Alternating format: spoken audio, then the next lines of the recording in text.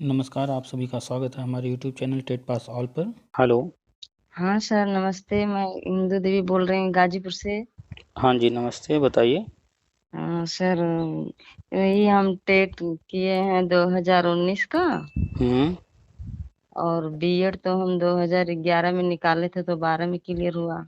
हम्म। तो ये देख रहे हैं, आपके ग्रुप से 2-4 दिन हुआ है जुड़े हैं। हम्म। तो देख रहे हैं कि 2011 से 18 तक की नियुक्ति होगी। तो आप। कि हम थोड़ा थोड़ा आपसे समझ लें कि हम लोगों का क्या होगा। हम्म। तो आपने बीएड किया है 2012 में फाइनल हुआ है ना। जी सर। और प्राइमरी टेट आपने 19 में पास किया है। हाँ सर।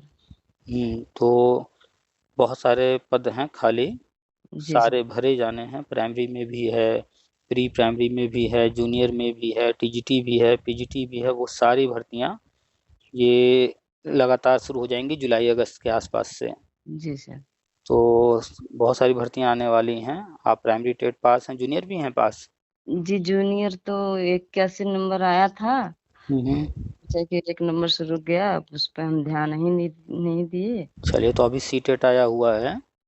तो उस उम्र तो सर ज्यादा हो गया है, 47। तो टेट सी टेट के लिए उम्र से क्या मतलब है? अच्छा सर, ये लिए मैं ये साल उम्र तक। भर्ती में होता है। ये टेट सी टेट जो है, कोई 100 साल का भी हो तो दे सकता है। अच्छा सर। इसमें कोई उम्र से कोई कनेक्शन नहीं है। अच्छा। जानकारी पूरा रखिए। तो सी टेट आया हुआ है, उसको भर दीजिए, दोनों भर दीजिएगा। चूंकि हम्म, प्राइमरी का टेट आप पास हैं, तो जी। तैयारी विशेष तौर पे जूनियर का कीजिए। जी सर। एग्जाम लेकिन प्राइमरी जूनियर दोनों दीजिएगा। जी सर। थोड़ा सा अंतर है। भाषा दो इसमें भी है, भाषा दो उसमें भी है। तो जब ठीक। आप भाषा पढ़ेंगी दो, जी तो सर। दोनों को तैयार हो जाएगा एक साथ। जी। साइकोलॉजी पढ़ेंगी, दोनों का एक साथ तैयार हो जाएगा। जी। उसके बाद अगर आप आर्ट बैकग्राउंड की हैं या साइंस की, तो वो तैयारी करेंगी, तो हाँ। सेकंड का तैयार हो ही जाएगा। और जी। और फर्स्ट में ईवीएस आता है 30 नंबर का, वो भी लगभग तैयार उसी के साथ ही हो जाएगा। सिर्फ बच जाएगा मैथ। तो अगर टाइम होगा तो मैथ अलग से पढ़ लीजिएगा। अगर नहीं है कोई बात नहीं। तब भी आप जो है, अगर अन्य चीज़ें तैयार कर लेंगी, तो जी। आराम से जो है ले आएंगी काम भर के नंबर 82 या 90 जो भी होंगी जिस जी। कैटेगरी की। तो उसको जी। तैयार कर लीजिए। भर्ती बहुत बहुत सारी भर्ती आने जा रही है। जी। और केंद्र सरकार की भी भर्ती आने वाली है, राज्य सरकार की भी भर्ती होनी है, क्योंकि राष्ट्रीय शिक्षा नीति के तहत अब पद जितने भी हैं जहाँ भी हैं, जी। खाली नहीं रखना है। चाहे वो टीजीटी हो, पीजीटी हो, एलटी हो, जूनियर हो, प्राइमरी, प्री प्राइमरी, सारे पद भरने हैं। जी। जी। तो भर्ती बहुत आने वाली है। प्राइमरी में चरणबद्ध तरीके से केंद्र सरकार भर्ती कराएगी समग्र शिक्षा अभियान के तहत, वो हम बताते रहते हैं। जी। उसमें पहले चरण में 2011 से 2018 वालों को लेना है। जी। ठीक है। तो जी। आप चूंकि उसमें इस वक्त 19 वाली आप हैं, उसमें नहीं आ रही हैं, लेकिन ऐसा नहीं है कि आपको मौका नहीं मिलेगा। फॉर्म सबसे भरवाया जाएगा। जी। तो जब भराया जाएगा तो आप भी भर दीजिएगा। जी। और सुपर टेट तो आना ही है, राज्य सरकार अपना भर्ती निकालेगी। तो पढ़ाई करते रहिए, सी टेट भी दीजिए जो पढ़ाई हम करेंगी। है ना, क्या? सुपर टेट का फॉर्म भर सकते हैं ना। एज कितना है आपने बताया? वही 47। एज लिमिट रहता है शिक्षक भर्तियों में। तो जी। समय समय पर छूट भी देती है गवर्नमेंट। जी। महिलाओं के लिए तो अक्सर छूट आते रहते हैं, 10-10 साल की छूट। जी। तो आप किस ओबीसी हैं, जनरल जी। हैं, क्या हैं? जी, ओबीसी हैं। ओबीसी हैं तो ओबीसी को 5 साल तो ऐसे ही छूट रहता है। जी। तो जहाँ 40 सामान्य के लिए है, तो OBC S C S T के लिए 45 होता है। जी। और आप महिला हैं तो अक्सर महिलाओं के लिए बताया ना, 10-10 साल तक का छूट आता है। जी सर। तो आप तैयारी की रहेंगी, जी। कोई भी भर्ती आएगी उसमें छूट रहेगा, तो आप भर के फॉर्म तब तो नौकरी ले पाएंगे। अब आप जो है इंतजार कीजिए कि विज्ञापन आ जाए, देख लें उसमें हम बैठ पाएंगे कि नहीं, उम्र हो रहा है कि नहीं, उसके बाद तैयारी करेंगे तो क्या। सर, तैयारी हम करते हैं, तो इसमें टीजीटी की तैयारी कर रही हूँ। और सुपर टेट का तैयारी भी हम करते हैं, लेकिन 4-6 महीने से सुपर टेट बंद कर दिए। कुछ लोग बता रहे थे कि अब नहीं, अब भर पाएंगे, तो हम छोड़ दिए। कंटिन्यू पढ़ते हैं हमेशा। ये बताइए, चलिए हम उन्हीं लोगों की बात मान लेते हैं कि उनके अनुसार आप सुपर टेट नहीं भर सकते, उनका यही कहना है ना। जी। तो ये बताइए, अगर आप पढ़ाई करेंगी तो वो जो है काम नहीं देगा क्या, कहीं नुकसान हो जाएगा? नहीं नहीं, कहीं काम देगा सर। टीजीटी का नया पैटर्न लागू होने जा रहा है, मालूम है कि नहीं? अभी तक था टीजीटी पीजीटी में जी आप अपने विषय का एग्जाम देती थी, है ना? जी जी अब वहां पर दो पेपर होने जा रहे हैं। जी एक पेपर कॉमन रहेगा, वहां पर मैथ भी पूछा जाएगा, हिंदी भी पूछा जाएगा, इंग्लिश भी पूछा जाएगा, जीएस हम्म, जीके भी पूछा जाएगा, साइकोलॉजी भी पूछा जाएगा, सब कुछ पूछा जाएगा। जी तो वही सेम सिलेबस हो गया कि नहीं सुपर टेट वाला? जी सर। है, चैप्टर कम ज्यादा होंगे वो अलग बात है, लेकिन सब्जेक्ट तो सारे लगभग वही हो रहे हैं ना। जी राष्ट्रीय शिक्षा नीति पढ़िए, उसमें साफ साफ लिखा हुआ है कि सिर्फ सब्जेक्ट से नहीं, अब दो एग्जाम होंगे और एक कॉमन एग्जाम होगा, उसको भी देना होगा। जी जी अगर दो नहीं, अगर एक ही एग्जाम होगा तो भी उसमें जो है दोनों, यानी कि अगर मान लीजिए 200 नंबर का पेपर है तो जी 80 प्रश्न जो होंगे आपके विषय के होंगे जी और 120 प्रश्न कॉमन हो जाएंगे। जी तो 120 प्रश्न कौन हल कर पाएगा? जो तैयारी किया होगा वही तो। जी सर। तो वो जो कह रहा है उम्र वाली बात, तो जी वो जो है एक अंधा इंसान है जो गया हाथी देखने और उसने हाथी के जिस हिस्से को पकड़ा उसी को कह दिया हाथी ऐसा होता है। ये उनका ये संविदा वाले पे वहाँ बिहार में हुआ है। हम्म। वही बता रहे थे कि नहीं अब आप लोग नहीं भर सकते सुपर टेट। संविदा वाला बिहार में क्या हुआ है? वो पढ़ा रहे हैं, 25-26 हजार मिलता है उनको प्राइमरी। हाँ, जिनकी बात आप कर रही हैं जो बोल रहे थे, जी तो वो संविदा वाले हैं, बिहार में 25-26 हजार पा रहे हैं। जी सर। वो भी निकाले जाएंगे, 2-3 साल बाद उनको निकाल के बाहर कर देगी गवर्नमेंट। वहाँ बिहार में नया शिक्षक सेवा चयन आयोग लागू हो गया है, आयोग हम्म, बना दिया गया है और नया पैटर्न सब कुछ नई नियमावली बना दी गई है, उनको है जानकारी है। यूपी में निकाले हैं टेट ओट ना 2-3 बार, तो हो टेट जाए। वेट से कोई मतलब नहीं है, चाहे वो जितने साल से पढ़ा रहे हों, चाहे जितनी बार टेट पास किए हों, हम्म उससे कोई मतलब नहीं है। बिहार में जो नया नियमावली बनाया गया है, जिस तारीख को लागू हुआ उस तारीख के बाद से एग्जाम देना है और जी 3 ही बार मौका मिलेगा एग्जाम देने का। उस 3 बार में अगर किसी ने निकाल लिया तब तो वो नौकरी परमानेंट बना रहेगा, जी और नहीं तो वो जो नियोजित शिक्षक हैं वो भी निकाल के बाहर हो जाएंगे। अगर वो 3 बार में परमानेंट शिक्षक बन गए तो ठीक है, अगर नहीं बनेंगे तो उनको गवर्नमेंट निकाल देगी, क्योंकि संविदा खत्म हो रहा है और नियोजित शिक्षक संविदा शिक्षक होते हैं। जी तो वो उनके तो भविष्य का खुद अंधकारमय है। अगर वो नहीं निकाल पाएंगे तो उनको खुद पढ़ने की जरूरत है, उनको खुद देखने की जरूरत है कि वो उम्र में आ रहे हैं कि नहीं आ रहे हैं, वहां सरकार छूट दे रही है कि नहीं दे रही है। जी उनको खुद अपना नहीं पता है, अपनी बातें नहीं बता रहे हैं, अभी उनको नहीं पता होगा ये सब जो हम बता रहे हैं। नहीं जबकि पता जबकि नियमावली जारी हो चुकी है, सब जो पीडीएफ फाइल है सबके पास सर्कुलेट हो गया, हम ग्रुप में डाल चुके हैं। हम तो यूपी के हैं, हम बिहार में है नहीं ना, हम बिहार में नौकरी कर रहे हैं, मेरे पास सब है। तो उनको अगर ये सब नहीं पता है, अगर आपसे बात होगी तो बता दीजिएगा, करिएगा नियमावली पढ़ लें। और ये जो नेतागिरी कर रहे हैं लोग, धरना वरना कि हम नहीं देंगे एग्जाम, गवर्नमेंट हम इतने साल से पढ़ा रहे हैं हमको परमानेंट करे, जैसे यहाँ पर शिक्षा में अनुदेशक का हाल हो रहा है, वही हाल उनका भी होने वाला है। वहाँ कुछ नहीं सुनेगी गवर्नमेंट, बाहर निकाल देगी। सही बात तो पहले आपको ज्ञान देने से पहले वो अपना खुद का तो देख लें, वो कहाँ खड़े हैं। है। पूरी जानकारी अपना तो रख ही नहीं रहे हैं, यूपी का कहाँ से रखेंगे वो। तैयारी करेंगे सर सुपर टेट के लिए भी। हाँ, पॉजिटिव सोच रखिए, तैयारी कीजिए। और एक चीज़ जानिए कि चाहे वो टीजीटी हो, पीजीटी हो, यूजीसी नेट हो या प्रोफेसर की भर्ती हो, अब नया पैटर्न हर जगह लागू होगा, जो कि पहले से लागू है केंद्रीय विद्यालय में, नवोदय विद्यालय में, डीएसएसबी में, ये सब पहले से चल रहा है, वही चीजें अब यहाँ भी लागू होने जा रही हैं। जी और वो क्या है, चाहे आप भले किसी एक विषय के मास्टर बनिए, प्रोफेसर बनिए, लेक्चरार बनिए, लेकिन एग्जाम आपको तो हर विषय का देना होगा, कॉमन पेपर भी होगा, तभी तो पता चलेगा कि जी आपकी जो है थिंकिंग कैसी है, आपकी नॉलेज कैसी है। अब आप जाएंगे पढ़ाने, या तो हिंदी में पढ़ाएंगे या तो इंग्लिश में पढ़ाएंगे, है ना?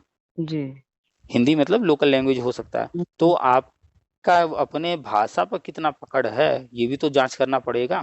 जी सर। आप जा रहे हैं पढ़ाने, बच्चों की समझ, साइकोलॉजी की समझ आपको कितनी है या नहीं, साइकोलॉजी आप समझते हैं कि नहीं, बच्चे के साथ कोई दिक्कत आ रही है तो आप उसको समझ पा रहे हैं कि नहीं, कैसे उसका हल निकालना है। तो साइकोलॉजी आप पढ़े हैं कि नहीं, आपको आता है कि नहीं, इसकी भी तो जांच होनी चाहिए। जी सर। तो इसलिए साइकोलॉजी भी रहेगा। हम्म, तो रीजनिंग पावर आपके अंदर है कि नहीं, कैलकुलेशन आप कर पाते हैं कि नहीं, इसके लिए मैथ और रीजनिंग का होगा। जी तर्क शक्ति आपके अंदर है कि नहीं? आप जो है जो पढ़ा रहे हैं तो सिर्फ रट्टा नहीं मरवाना है, उसको समझाना है। जी तो समझाने के लिए तरह तरह के तर्क देने होते हैं, तरह तरह के उदाहरण देने होते हैं। तो आपके अंदर तार्किकता है या नहीं, तर्क शक्ति है या नहीं, इसका भी तो परीक्षण होना चाहिए। जी सर। तो ऐसे ही चाहे वो आर्ट का हो, चाहे साइंस का हो, किसी बैकग्राउंड का हो, उसको मैथ भी आना चाहिए, उसको साइंस भी आना चाहिए, उसको आर्ट्स के हिस्ट्री ज्योग्राफी वगैरह भी आने चाहिए, उसको कंप्यूटर भी आना चाहिए, उसको हिंदी अंग्रेजी भी आना चाहिए, भाषा भी, साइकोलॉजी की भी समझ होनी चाहिए। ये एक शिक्षक के लिए ऑलराउंडर होना चाहिए। इस आधार पर राष्ट्रीय शिक्षा नीति पढ़ी, उसमें लिखा हुआ है सब कुछ। इस जी आधार पर जो है अब आगे शिक्षक भर्तियां होंगी और शिक्षक का मूल्यांकन होगा।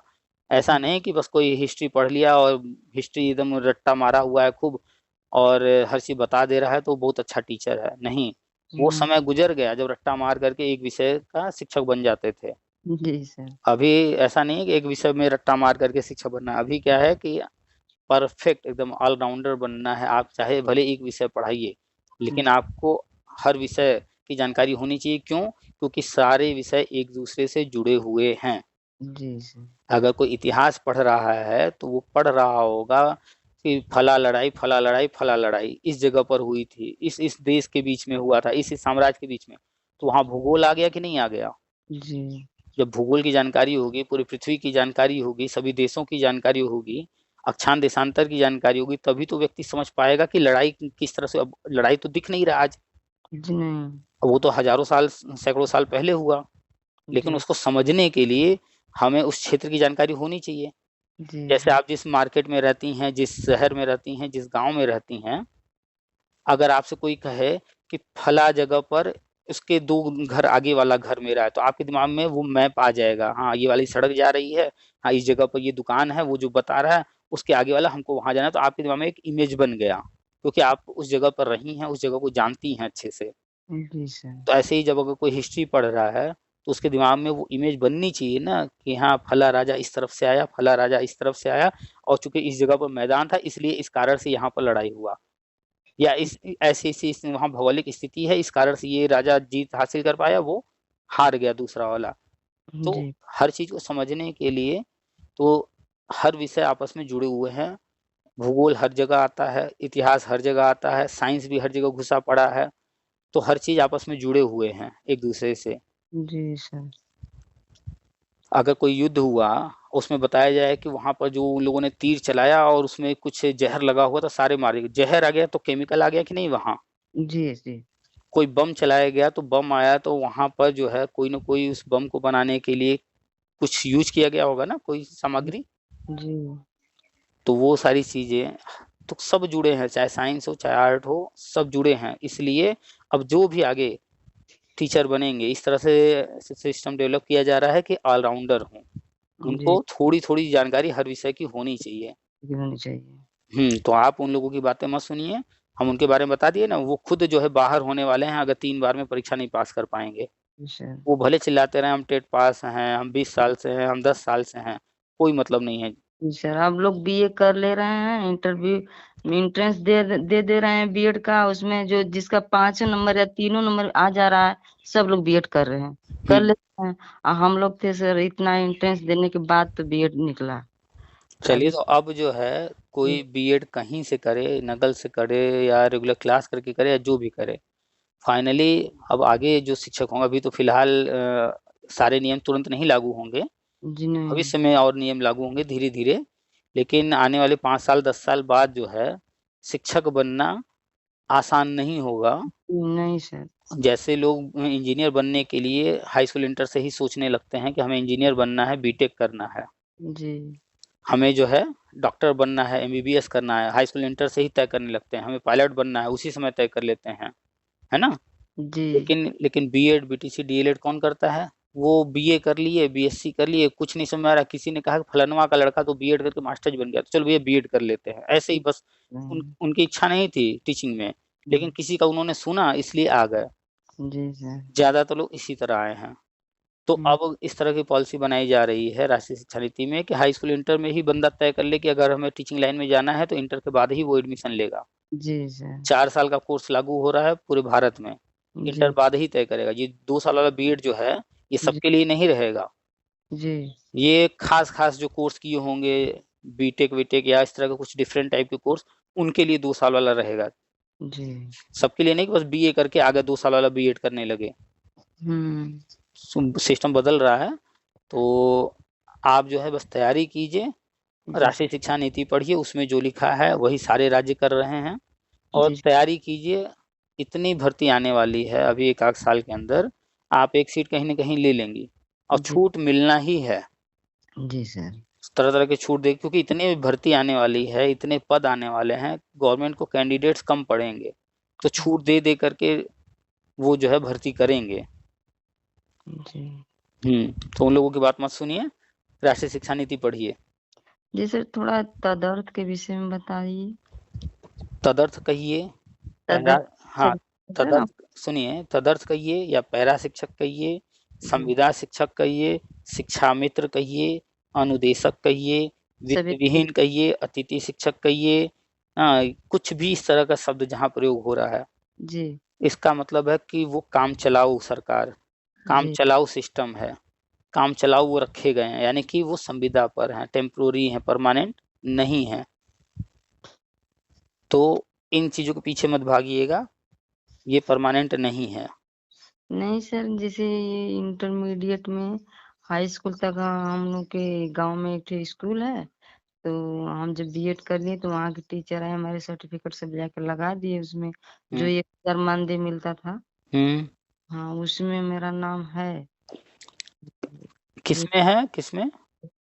इंटर कॉलेज है एक ठो। हम्म तो हम बीएड किए थे तो हमारा कॉम्बिनेशन नहीं था, तो फिर हम एक सब्जेक्ट से बीए किए। तो हम्म फिर टीचर सब आके घूम घूम के खोज रहे थे कि कहीं भी किसी गांव में बीएड किए हैं तो महिला सीट थी तो नाम डाल दिया जाए। तो हम्म हमारा सर्टिफिकेट सब ले जाके अपने स्कूल में लगाए। हम्म तो 1,000 मानदेय मिल रहा था। हम्म तो हम लोग तो कभी जा गए गए नहीं स्कूल में, क्योंकि हम्म शिक्षा थी घर पे।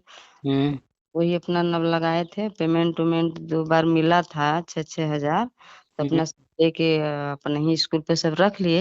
हम्म यही कह रहे थे कि इन लोगों का भी होगा, हम्म। तो इसी के विषय में सर हम सोचे थोड़ा सा एक आपसे। मिनट, एक मिनट, देखिए स्कूल जो होते हैं एक तो सरकारी हो गया, जी ठीक है, उसको छोड़ देते हैं, अभी तक हम लोग सरकारी की बातें कर रहे थे। अब जी आते हैं स्कूल जो होते हैं प्राइवेट भी होते हैं, जी और एडेड यानी कि मैनेजमेंट वाले।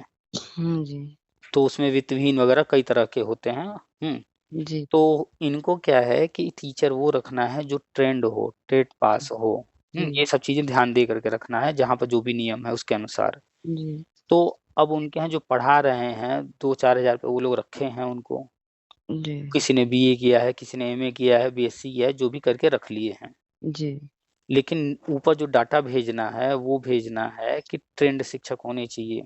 जी तो अब उनको रिकॉर्ड तो दिखाना है ट्रेंड शिक्षक का। जी पैसा वो ले रहे हैं गवर्नमेंट से अच्छा खासा। जी अगर वो एक शिक्षक का दिखा करके अगर गवर्नमेंट से 20 हजार ले रहे हैं, और अपने यहाँ रखे हैं शिक्षक 4 हजार दे रहे हैं, उससे काम करवा रहे हैं, जी लेकिन अब तो उनको डाटा देना है ट्रेंड शिक्षक का, और ट्रेंड शिक्षक को रखेंगे तो वो पढ़ा लिखा रहेगा, तो वो जहाँ साइन करेगा हर नियम कानून देखेगा, तो 20 हजार अगर आ रहा है तो कहेगा भैया 20 हजार आ रहा है तो हमसे क्यों 4 हजार पे साइन करा रहे हो। जी तो वही वो हम कि 1,000 मिला तो कौन जाएगा तो उसमें। तो हाँ, वो 20 हजार मांगेगा, और ये जो 4 हजार पर जिसको रखे हैं उसको पता है कि हम ट्रेंड नहीं है, 4 हजार मिल रहा है, चुपचाप शांति से जहाँ कह रहा है साइन कर दो। तो वो जी लोग क्या करते हैं, रखते किसी और को हैं, दो जी चार हजार पे रख लिए, जी और डॉक्यूमेंट्स किसी और का लगा दिए, उस वो घर बैठा हुआ है, कुछ पैसे उसको भी दे दिए। जी तो आ रहा है अगर 20 हजार, 4 हजार अगर मान लीजिए उसको दिए, 2-4 हजार आपको दे दिए, तब भी जी। तो वो फायदे में है ना। नहीं, हम लोगों का कुछ नहीं दिए, सारे पैसे सब ले लिए कि आप लोग पढ़ा ही नहीं रहे हैं, कि चल हाँ, रहा तो था। आप नहीं जा रही हैं तो और फायदा उनका हो गया, डॉक्यूमेंट तो आपका वहां लगा हुआ है, चल रहा है आपका अब नाम। बंद हो गया वो भी पैसा है, 1,000 जो मानदेय दे रही थी सरकार, योगी सरकार, हम्म। 1 साल पहले ही बंद कर दी। हाँ, तो अभी कढ़ाई हो रही है, जांच हो रहा है, वेरीफाई किया जा रहा है, तो ये जो फर्जीवाड़ा होता था जी ये सब बंद कर रहे हैं। तो अपना डॉक्यूमेंट्स कहीं भी छोड़ना नहीं चाहिए, जब भी स्कूल में कहीं ज्वाइन कीजिए जी तो ज्वाइनिंग लेटर लीजिए, और जब भी कहीं कोई स्कूल छोड़िए तो रिजिग्नेशन लेटर वहाँ दीजिए, और उसकी एक कॉपी रिसीव कराइए। जी। तो इससे क्या होगा कि आपके पास प्रूफ होगा कि हमने कब स्कूल छोड़ा, कब ज्वाइन किया। कोई भी जी, काम कीजिए, लिखित काम कीजिए। अगर लिखित नहीं करेंगी, कब कहाँ कौन फँसा देगा आपको, कल को जी, कोई फर्जीवाड़ा किए होंगे, नाम आपका चल रहा होगा, तो वो थोड़े वो तो जाएँगे ही जाएँगे, जो होगा नाम आपका है तो पकड़ी आप जाएँगी। सही बात है सर। जैसे कस्तूरबा है या अन्य जो भी संविदा वाले हैं, तो जी, उनमें क्या था कि हर साल डॉक्यूमेंट्स अपना लोग जाते थे, काउंसलिंग कराते थे, जी, हुआ नहीं हुआ। तो ऐसे ही एक मामला पकड़ा गया, एक लड़की जो है, जो कि उसे पता नहीं है कि हम नौकरी पर हैं, वो घर बैठी है, उसको कोई नौकरी नहीं मिली है, लेकिन उसके हाँ, नाम पर जो है कई जगहों पर उसका डॉक्यूमेंट्स लगा करके पैसा उठाया जा रहा था। अधिकारी लोग उसके नाम से पैसा उठा रहे थे, लेकिन जब आधार कार्ड लिंक करके सब मैच कराया गया, तो पता चला कि ये लड़की का नाम कई जगह चल रहा है। जी सर, जब जी। उस लड़की को पुलिस पकड़ रही है, तो ये हम तो कभी नौकरी किए ही नहीं, हम तो घर बैठे हैं। जी, तो फिर जाँच हुआ तो अधिकारियों की जो है फर्जीवाड़ा पकड़ में आया, सामने आया कि अधिकारी जो है फर्जीवाड़ा किए हुए हैं, उसके नाम पर हर जगह चला रहे हैं। तो मतलब उसके नाम पर कई लाख रुपए हर वर्ष, हर महीने उठाए जा रहे जी, हैं, करोड़ों रुपए हर वर्ष जो उठाए जा रहे थे और उस लड़की को 1 रुपया नहीं मिल रहा था, उसी की डिग्री पर सारा चीज़ हो रहा है। तो जब ये पकड़ में आया तो फिर कार्रवाई हुई और उस लड़की को एक जगह जॉइन कराया गया, उसको नौकरी दिलाई गई क्योंकि वो योग्य थी।